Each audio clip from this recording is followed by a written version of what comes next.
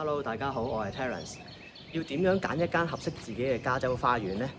喺980伙裏邊，佢哋究竟又有啲咩分別呢？價值上面又有啲咩唔同呢？點解今日我介紹呢一間屋個價錢會略稍為比市場個價錢會貴啲咁多呢？不如借助呢一條片，我講一講俾大家聽當中嘅分別同埋價值啊！事不宜遲，即刻去片。加州花園可以先從外表講起，大家睇落去好似覺得平平無奇咧，間間都一樣樣。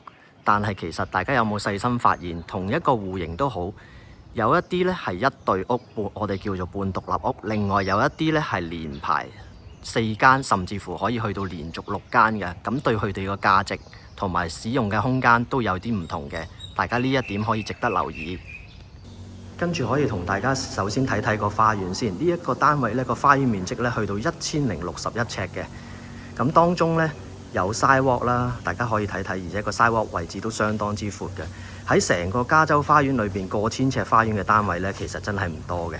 咁呢一個亦都係佢其中嘅價值之一啦，可以留意翻。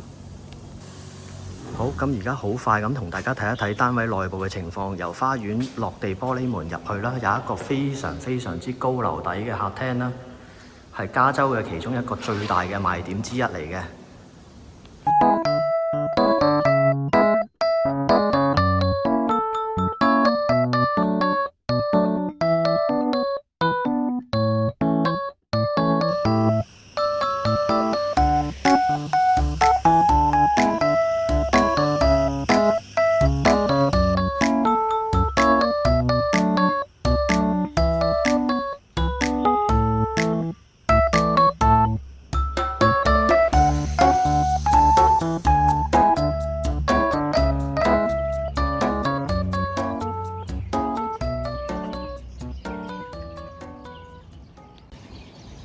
好啦，咁今日呢個單位就介紹到呢一度啦，希望大家會喜歡呢一條片啦。